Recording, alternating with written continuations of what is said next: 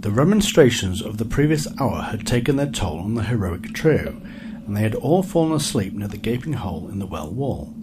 Arthur was the first to wake.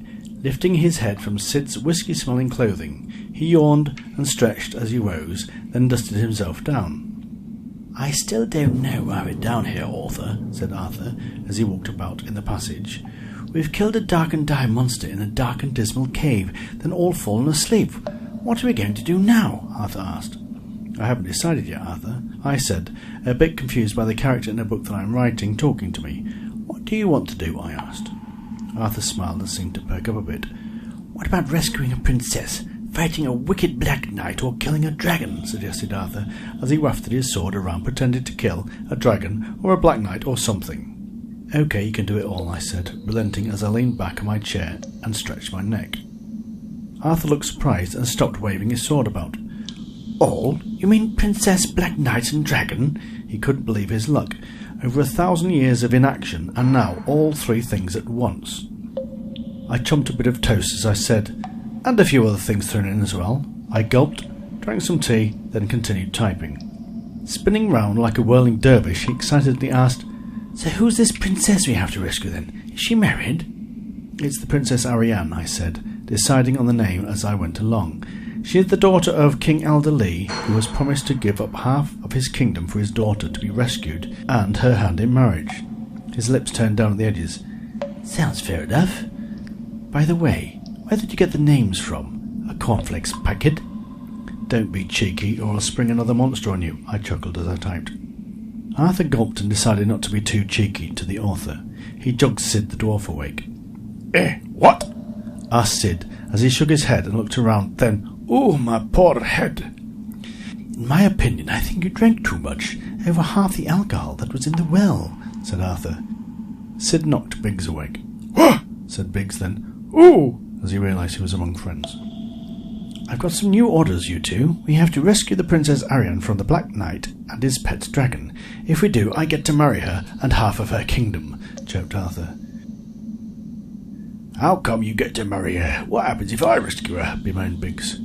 "Stop bemoaning, Biggs. I'm the best looking," said Arthur, as he preened and knocked a bit more dust off himself. "Humph!" humphed Biggs. "Stop humping, Biggs. It sounds like you've got wind," said the dwarf.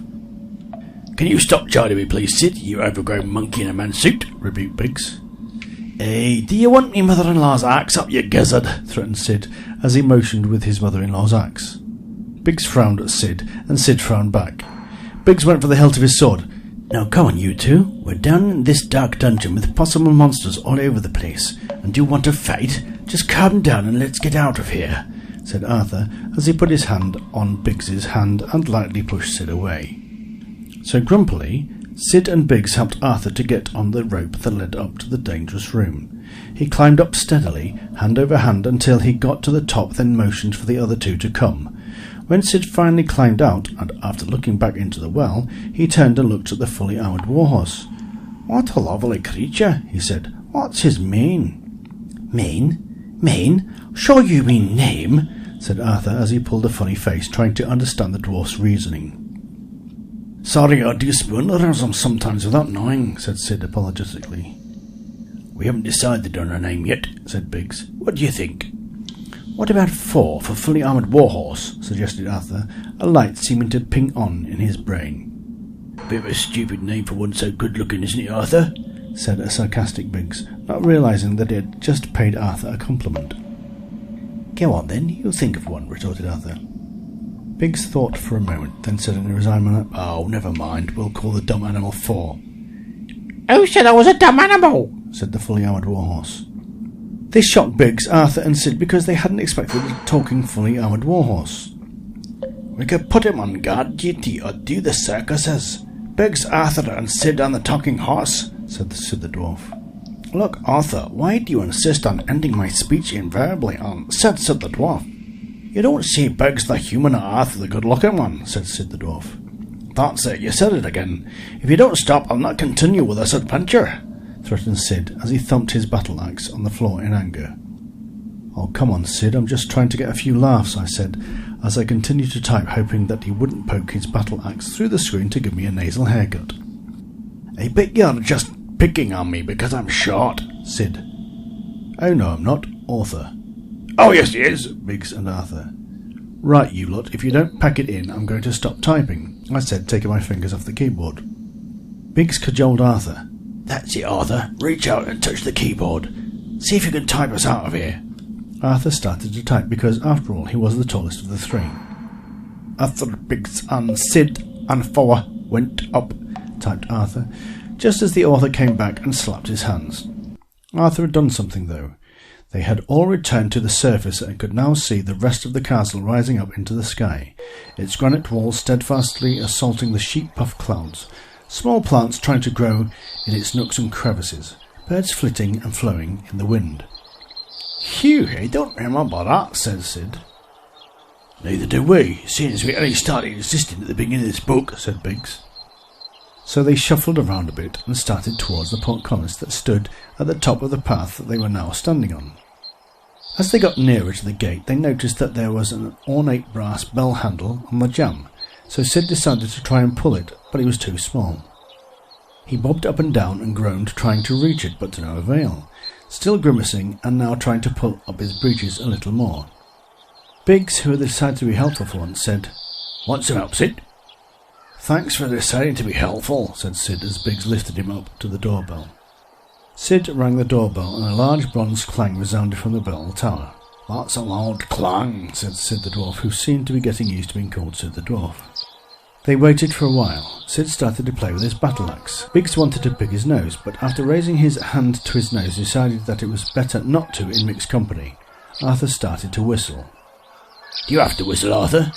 You know that it gets on my nerves, Biggs bemoaned. I didn't know then, Biggs. Am I supposed to, Arthur? Yes, said I, the author. Oh, sorry, Biggs, but you know that I like to whistle. Am I supposed to know that, Arthur? Yes, Biggs. Oh, well then, I'll lift your earplugs if you want to whistle, said Biggs, taking some sheep's wool from his pouch and stuffing it in his ears. I knew this would come in useful. Sid continued to try and pick his nails with his mother-in-law's battle axe, the point being long enough for his nails but not for his ears. The door creaked open, revealing a monk of the Order of Short. Oh, look, a short order monk, said Sid as he dropped his mother-in-law's axe. Excuse me, Mr. Monk, can you let us into the castle, please? Asked Biggs. Well, not really. You see, we monks just rent the front 2 rooms of this castle from the Dark Lord, and the rest is bricked off. You see, we couldn't afford to build a monastery of our own. So there's no way in through this entrance? No, you'll have to go round the back. There's another entrance there, but you'll have to go through the swampy swamp if you go to the left, or over the gorgy gorge and across the rickety bridge if you go to the right. I'll have to see what my buddies say. What sayest thou, O surly dwarf called Sid? Either or, whatever you want. Givest thou opinion, Arthur of the Britons? I don't like the sound of the swampy swamp, or the sound of the rickety bridge. Ask the monk which way he suggests. The author went to make a cup of coffee. That's great, isn't it? Grated Arthur. We just have to hang around until the author makes his cup of coffee. Sorry, said I, returning with a steaming cup of coffee. Anyway, what's your name, brother? Asked Biggs. I am Brother Wherewithal, but you can call me With. That's a funny sort of name for a monk, isn't it? Well, we're a funny sort of order. Short order, With, said Arthur. With what? Asked Sid. With is short for Wherewithal, and my surname is Crispinson, so they call me Crisps. So that's short order with Crisps. Arthur stepped forward. This is our friendly dwarf Sid. He seems to be a bit slow sometimes, but I'm sure that's just how the author made him, said Arthur. My name's Arthur, and this is Biggs. He pointed to Biggs with the tip of his sword. Pleased to meet you all. Well, I think that the best way is over the rickety bridge, but with that fully armoured warhorse of yours, I think that it might collapse. I know my way through the swamp, but you still have to be careful of the swamp thing. Arthur clutched his collar and feigned a shiver. That sounds ominous. You just had to fight a dark and dire monster. Of the hulking, breathing type? Asked With. Yes, how did you know that? Questioned Sid. With proceeded to tell them. Oh, that's one of my specialities, knowing about monsters. And he started to reel up his skills. Then there's medicine, astrophysics, veterinary surgery, mathematics, law, pottery, poetry, English literature, and the casting out of demons. Ooh! Exclaimed the 3 buddies together, all surprised and awed at the last skill. "Isn't that last one a bit cranky now, a bit weird?" asked Arthur, pointing a finger in With's direction. Surprised by their audacity, he answered them, "Well, what else are monks useful for? If you want me on the case, then you have to accept me, CV and all." He nodded his head to bring home the force of his argument. "All right then, being the battle chieftain leader of the Britons, I delegate thee, the royal monk, in charge of all those things that you can do, and casting out demons," delegated Arthur. Sid and Biggs stepped forward and started to pat With on the back and shake his hand. "Well, we've got a monk, a dwarf, a fighter, and a fool. We need now as a wizard," said Biggs. With looked aghast. "No, I'm sorry, you can't have a wizard and a Christian monk. They just don't go." "Why's that?" asked Sid the dwarf. "Well, one of my jobs is to cast out demons, and the wizard uses his power which he derives from demons." "So that you'd have to cast out his demons and it'd be powerless," said Arthur. "Yes. Couldn't we have a pretend wizard, one who does conjuring tricks and flashes and bangs, etc.? "Well, of course, I wouldn't object to that. In fact, I know someone." "Where is his card?" After putting around his castle, With brought out a card and gave it to Arthur. "Here it is." Arthur read slowly. "Uncle Lee, balloon modelling, conjuring tricks, puppetry and bad jokes. 32 Orange Bush Lane, Under Castleton." He peered at the monk, then asked him, "Where's Under Castleton, With?" "Oh, it's the other side of the castle, on a little windy road in the valley. If we get around the other side, I'll take you down." He turned and went inside the monastery, shouting, "Let me just get my backpack and staff," as he went. After getting his backpack and staff, Brother With closed the big double doors and put a note on the door, "Enter at own risk." They all started off in the direction of the rickety bridge, whistling a happy tune.